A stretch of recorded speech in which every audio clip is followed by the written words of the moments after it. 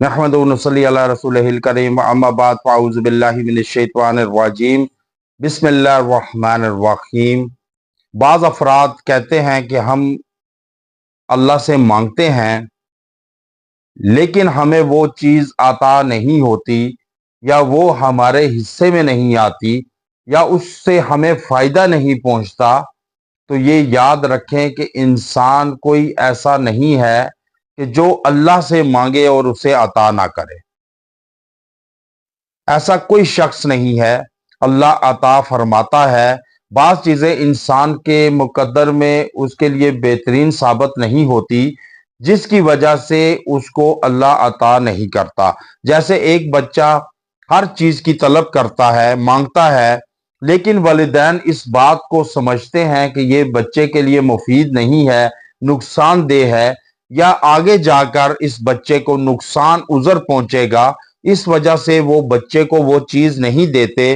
لیکن بچہ یہ سمجھتا ہے کہ ماں باپ میری بات کو نہیں مانتے اور مجھے وہ نہیں دی، مجھ سے محبت نہیں کرتے، انسیت نہیں کرتے، یا میری اوقت نہیں ہے ان کی نظر میں، جس کی وجہ سے وہ چیز مجھے نہیں دی۔ حالانکہ ایسا ممکن نہیں، اللہ 70 ماؤں سے زیادہ محبت کرتا ہے شخص سے۔ اب 70 کا لفظ جو عربی کا ہے وہ لامحدود ہے۔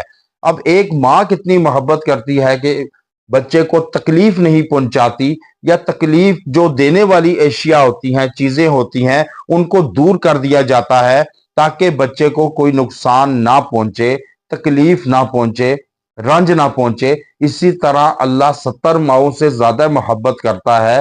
حضور اکرم صلی اللہ علیہ وسلم جب کبھی اللہ سے کچھ مانگتے تو وہ مصلی پر کھڑے ہو جاتے اور نماز کی صورت میں اللہ سے مانگتے تو اللہ عطا کر دیتا۔ لیکن خشوع و خضوع سے اگر اللہ سے مانگا جائے، اگر صحیح طریقے سے یکسوئی سے، اس میں جیسے بچہ روتا ہے اور اس وقت تک روتا ہے جب تک اس کو وہ چیز عطا نہ کر دی جائے والدین کی طرف سے، وہ پیچھا نہیں چھوڑتا، اس طرح اللہ سے مانگے تو اللہ وہ چیز عطا لازمی کرے گا آپ کو۔ اب اس کے لیے عطا کرنے کے لیے، مانگنے کے لیے، سلیقے کے لیے، خشوع و خضوع کے لیے ایک انتہائی بامجرب وظیفہ ہے۔ مائے سفر کا چاند نظر آنے کے جیسے ہی آئے، آپ کو خبر ملے، اس کے 3 دن آپ یہ وظیفہ پڑھ سکتے ہیں۔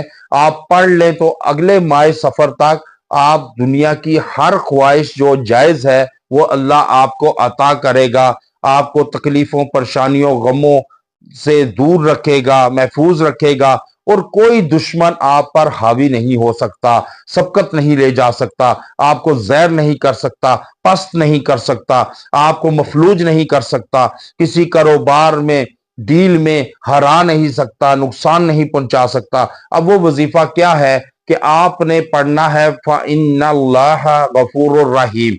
یہ آپ نے 313 مرتبہ اول و آخر 3 مرتبہ درود ابراہیمی کے ساتھ پڑھیں، اللہ سے مانگے، انشاءاللہ تعالی وہیں بیٹھے بیٹھے اسی رات آپ کو اللہ عطا فرما دے گا۔